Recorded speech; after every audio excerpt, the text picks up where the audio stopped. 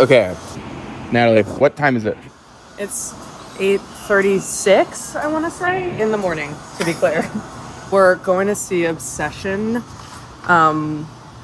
which is going to be scary. So, you're somebody who's reported on, cartels.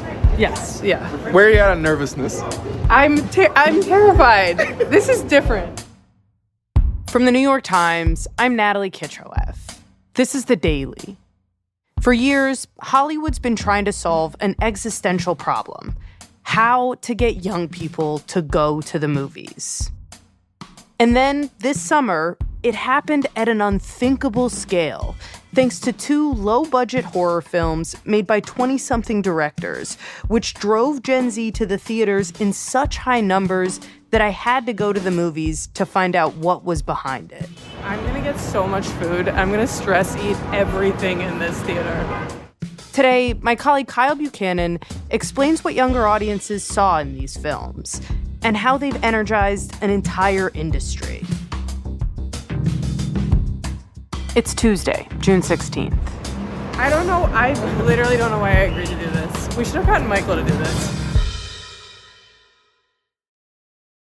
Hello. Kyle, I'm really excited to have this conversation, in part because I need therapy after watching both of these movies. We are here because something crazy is happening at the box office right now. And this is your world. This is your beat. Tell me what is going on. Something crazy is happening, and it's still happening. We have 2 movies, Obsession and Backrooms, that are such runaway successes that they've basically shocked the industry. They were made for almost no money by young people who got their start on YouTube way, way, way outside the Hollywood studio system. And now here they are, beating Hollywood at their own game. And when we say runaway hits, what do you mean by that?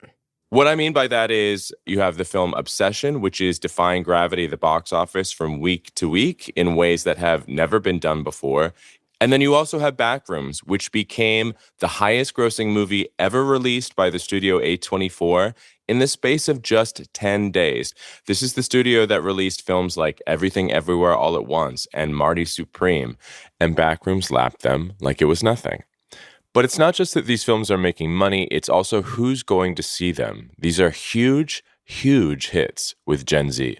And talking to people in Hollywood, executives, producers, directors, all sorts of people over the last several years, the number one anxiety I keep hearing is, how do we get young people to care about the movies? Right. And for years now, it's become almost a cliche, I think, to hear that movie-going is dead, that young people just don't go to the theaters. This seems to disprove that. It absolutely does. And, these films are on track to make hundreds of millions of dollars. Like, to put that into perspective, this is all happening at the same time as the first Star Wars film in 7 years, The Mandalorian and Grogu, is out in theaters. And these 2 movies are making basically the exact same amount of money. They cost virtually nothing compared to Star Wars, obviously. And I think what they're proving is young audiences don't want their parents' franchise hand-me-downs. They want a sense of investment in these movies. And if you can make it feel like an event to them, they absolutely will go. Okay. So with that as our premise, help me understand how and why this is happening, how young people are connecting with both of these films. And we should both acknowledge we are not Gen Z. I'm a millennial. I'm just living in their world. And so I do need to understand this. Let's start with the first one to come out, Obsession. Just lay out what this movie is about. So this is a horror movie, but it kind of almost starts like a date movie. Have you ever actually flirted with Nikki? It's about a young man in his 20s. He has a crush on his best female friend, and he can't quite tell if that crush is reciprocated. Nikki, wait, I was gonna ask you, What? I lost my train of thought. And instead of simply summoning the courage to find out, he makes a wish on a toy that he finds in a novelty store, and that wish is that his friend will be as obsessed with him as he is with her. I wish Nikki Freeman loved me more than anyone in the entire world. And unfortunately, he gets that wish times a million. I love you so much. because she becomes so obsessed with him that her fervor is unnerving. We are having a nice day. We are. And anybody who threatens to get in the way of what she perceives to be their love is in real danger. I love you. I love you. I love you!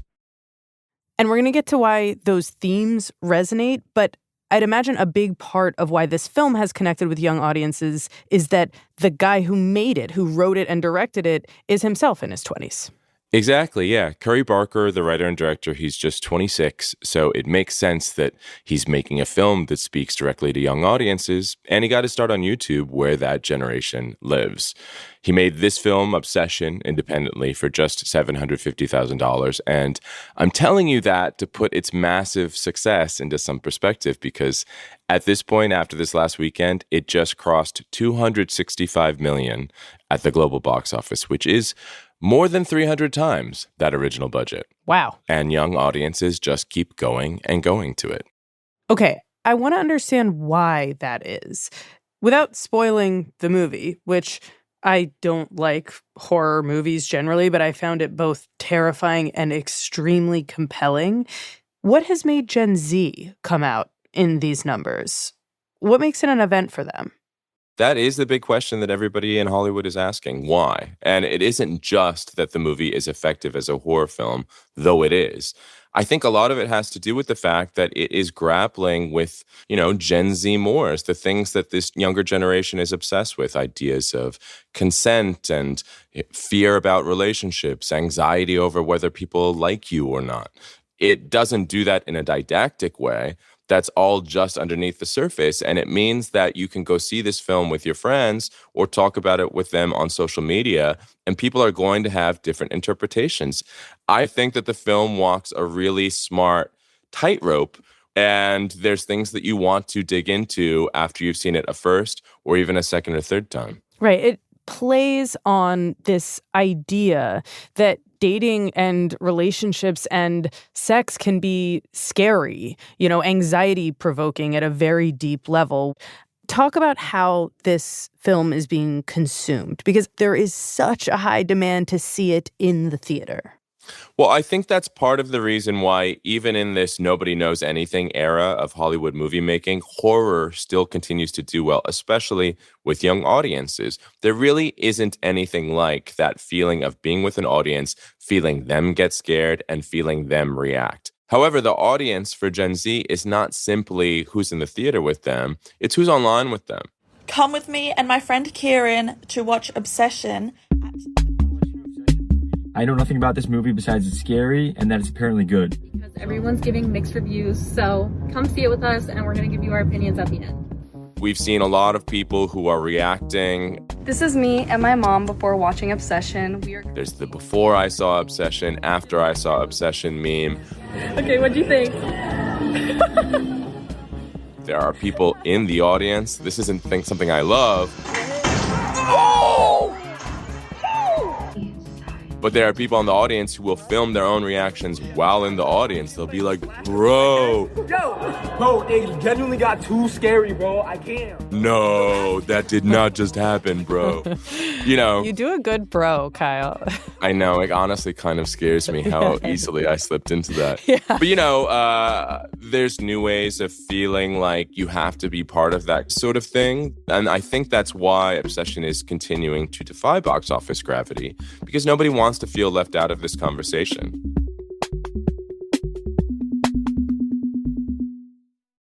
This is a movie that really rewards being seen multiple times because there's additional layers to dig into. It kind of reminds me of, have you ever heard of the term corn plating? I have not. Introduced me to that term, Kyle. So this is a term that was invented by the animated film Encanto, oddly enough. And it refers to that point where you're so far into the discourse of a movie that people can't stop talking about that basically no detail becomes too small for the internet to dig into. And they call it corn plating because there was this meme of somebody posting the image of a secondary character from Encanto and saying, I never realized that she was holding a plate of corn in this scene. Okay. That's when you know you're really desperate for more details to dig into, when you're getting down to that plate of corn. And you're saying this happened in this case with this movie? How did people, is it a verb, cornplate this movie? Oh, yeah, we're definitely now weeks into release. We're at the cornplating stage. Okay. Bear killed his cat in hopes to gain sympathy from Nikki because he is a covert narcissist. Let me explain. There are people who are suggesting that maybe our lead character is possessed by the spirit of his dead cat. So I don't think something jumps into Nikki's body. I think she's split into two. Just like this. There are people that are analyzing the strange possessed movements of our female lead. And immediately as a writer, I was like, no, absolutely not. Like, they are technically not the same thing. They are not the same genre, because romance as a genre... They're really going deep on the themes and motifs of the movie, like it's hour 3 of a creative writing class and the students are getting punchy. And even though some of these might strike you as reaches, I think they're emblematic of a discussion that people love to have on social media. They want to dig into the lore of a movie. And if they can put forth a compelling enough through line in a YouTube video, they themselves might be able to draft off the success of the film. So basically what you're saying is that the themes in this movie and the way that it was consumed created so much discourse around the film itself that it immediately generated this very particular Gen Z cultural moment and therefore drove ticket sales. It did, and this is a Gen Z cultural moment at the box office, the likes of which we've never seen before. And you could be forgiven for thinking we might not see it again because it's so unique. And yet, 2 weeks later, lightning struck again. Another Gen Z movie defied box office records.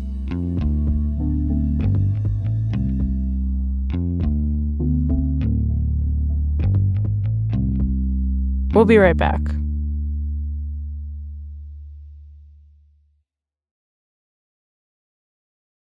Okay, Kyle, let's talk about the second Gen Z hit, Backrooms. I also saw it, and it also scared me a lot. What do we need to know about it? Obsession might have crept up on the box office, but Backrooms took off like a rocket. It made $80 million its first weekend. And again, it's huge with young people. Like virtually the entire opening weekend audience was under 35. I found something. It's another horror movie, and it's about people who get trapped in this sort of liminal space universe. I found a place. These hallways that go on forever and are governed by some sort of unknowable dream logic. I've been there every night since I found the place, and I still barely scratched the surface. All right, just take it slow. You'll see strange things, sometimes strange figures, but also just kind of like sickly yellow wallpaper vibes. It has this feeling of walking to the break room in a terrible job and never, ever getting there. Oh my God. Pull me up, pull me up, pull me up! What do you see? And it makes sense that it's connecting with young people, because it was made by one. It was made by a 20-year-old director. 20 years old is just bananas. So young. Yes, the youngest director by far to ever top the box office. And the craziest part is he was actually only 17 when he was signed by A24 to make this movie. It's just hard to actually believe. You spent a lot of time with him, Kyle. Just tell us his story. Much as I'd actually like to sit down, this Wii menu music I think is going to interfere with the recording. So maybe we find a different perch or walk a little. I like walking. Okay, great. Yeah, his name is Kane Parsons. And of course, before I met him, I wondered, who could this guy possibly be? You know, you might imagine some young cinephile who's eager to get into the Criterion Closet and give you his Letterboxd top 4. And what I found is someone quite different from that. Yeah. I would love to work in games, like at some point. I don't know when, like it's probably not right. This is somebody who, honestly, as he'll tell you, didn't watch a lot of films growing up. His approach is much more motivated by video games like Portal and Half-Life. The point is, Parsons does not have the resume of your typical filmmaker. No, he very much doesn't. But I found him to be incredibly unpretentious, very thoughtful, very solid feeling. And I could absolutely see why people would be willing to follow this young man into battle. In a lot of ways, he's self-taught. But then by 2020 hit, during the pandemic, during like online classes, I was able to sort of like have my screen split and be just playing around with it. He came up on YouTube. He was born 4 months after YouTube was invented. I don't mean to scare you by saying that. It scared me when I learned it. But, he taught himself how to do all of this. His film school was essentially YouTube tutorials. His feedback from fellow students was more like comments on YouTube and comments on Discord. And you can quibble with whether that's an acceptable substitute for an actual film school, but you can't beat the free tuition. And then so I started trying to figure out how to do 3D and After Effects, and Blender wasn't quite on my radar at the time. So he taught himself how to use Blender, which is a free visual effects software. And he made his original short, Backrooms Found Footage, which ended up getting, I think it's now at 80 million views. It sounds like this guy is just a total self-starter. I mean, he literally teaches himself on YouTube. Is that why the thing he makes goes so incredibly viral? That's part of it, but also he was basing this web series on something that had already gone viral.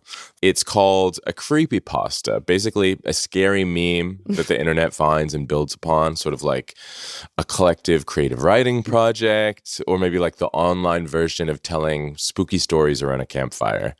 There's an original Backrooms image that got posted on 4chan of this decrepit department store. It's got creepy yellow fluorescent lighting. It feels run down in that kind of abandoned mall kind of way. Mm-hmm. And people would write sort of short stories that were based on this image, imagining what might be just down the hallway if there's something even more terrifying.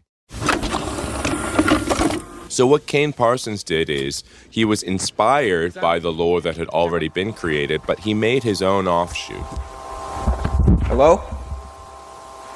Is someone there?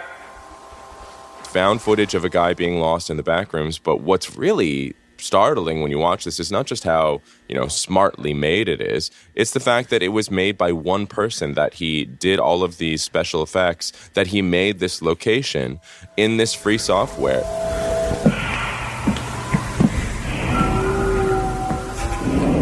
These are special effects made by a teenager that outclass almost everything that we see on big screens these days. So Parsons is adapting IP in a sense. I mean, maybe not in the traditional sense, but this Backrooms story is something that Gen Z is already iterating on and engaging with. Yeah, and he continued to iterate on it long before he made this film. He made a few dozen installments of his Backrooms series for YouTube that has recurring characters, an eerie corporation that gets involved. And what really impressed me and surprised me, to be honest, is that he was perfectly happy there. This is somebody who came up on YouTube as his primary means of expression, but also the primary thing he would watch. The idea of making a movie, though he wasn't opposed to it, wasn't the be-all, end-all goal. As he told me, he got a perfectly adequate level of creative satisfaction and financial compensation from staying on YouTube. So why did he decide to make this a feature film then? Well, at first he didn't want to. He was extremely skeptical, even when he was getting all of these amazing offers within weeks of posting his first video, because he'd seen it before. I came to drive this. This is something that I cared about, supremely, making sure that it doesn't get away from, its origins, and it doesn't become like American Horror Stories did a Backrooms episode. And it's did they? Yeah, and it's everything that it shouldn't be. Right. It's, it fundamentally fails. He had seen out-of-touch Hollywood producers take something that got big on the internet and, in the big screen translation, lose everything about it that made it appealing to his generation. There needs to be a respect to the material that already exists and the respect to the people online who are already there for the material, and the understanding that it's, there's an elevated aspect to it beyond just turning it into a slasher haunted house flick, which, is... So he really resisted for a long time.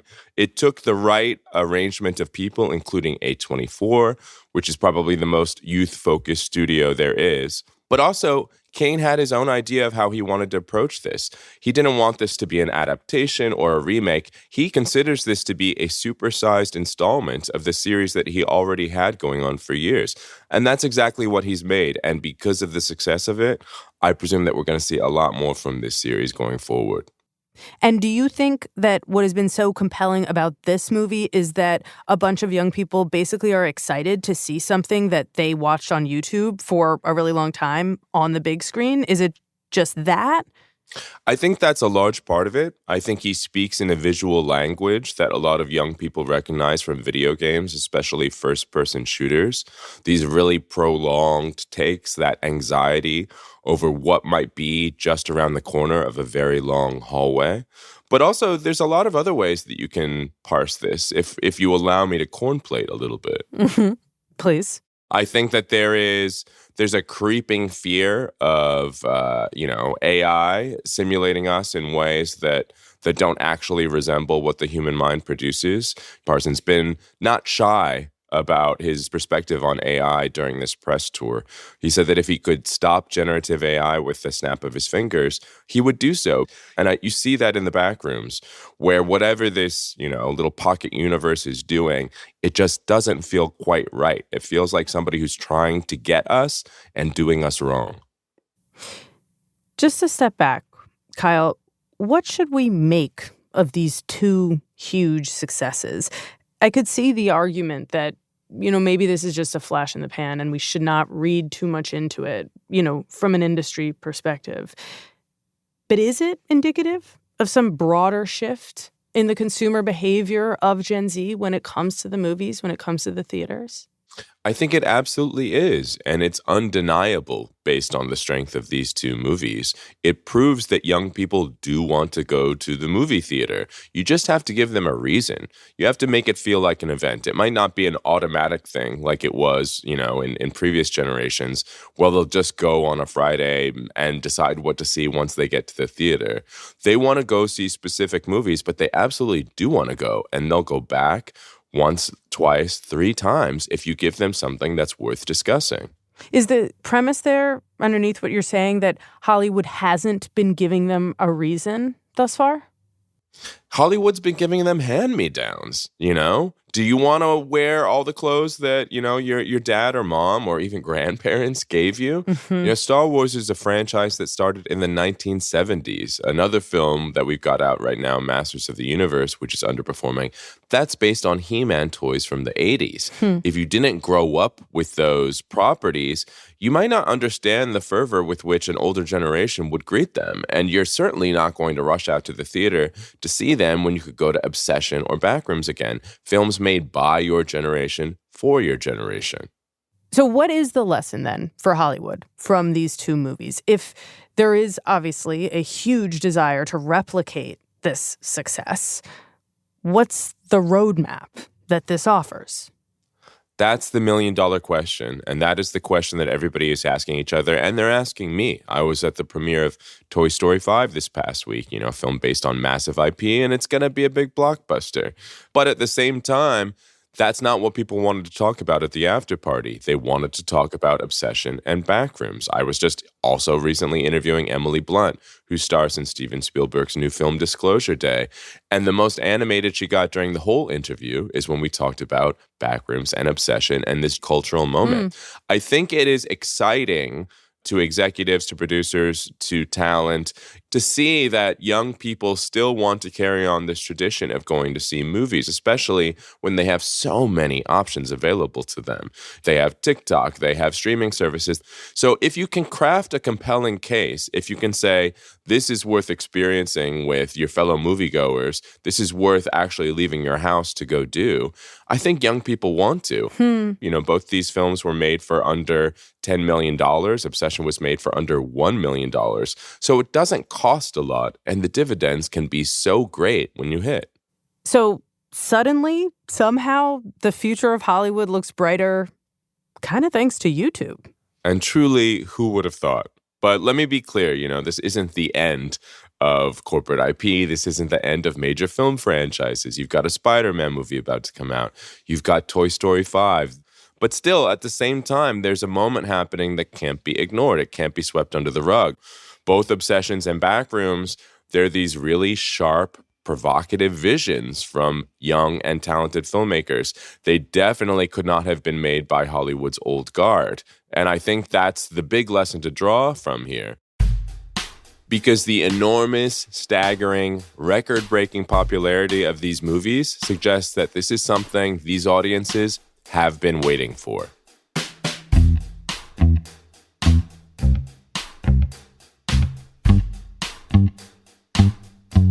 Well, Kyle, thank you so much.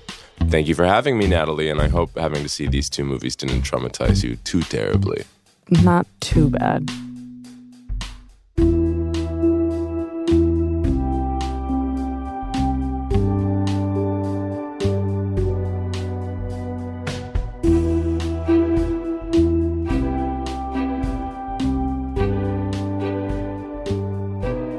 We'll be right back.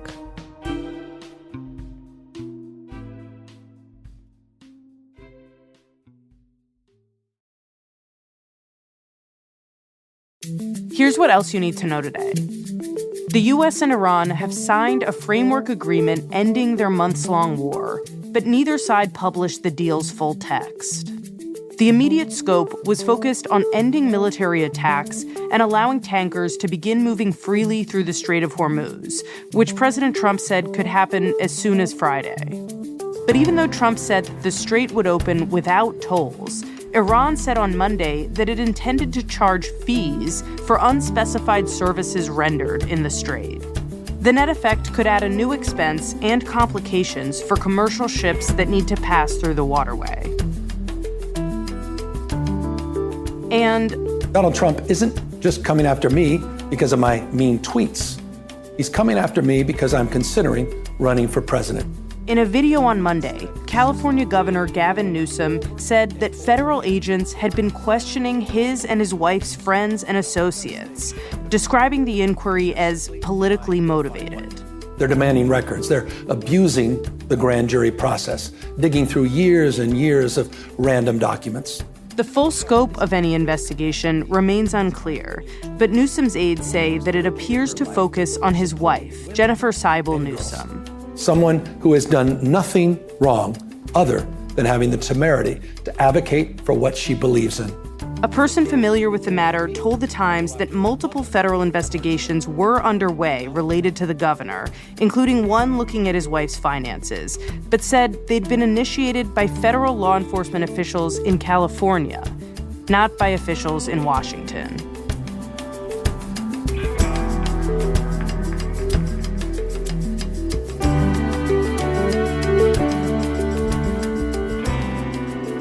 Today's episode was produced by Alex Stern and Eric Krupke, with help from Muj Zaidi and Ricky Novetsky. It was edited by Brendan Klinkenberg, with help from Michael Benoit, and contains music by Rowan Nemisto, Marian Lozano, and Alicia Baitup. Our theme music is by Wonderly. This episode was engineered by Chris Wood.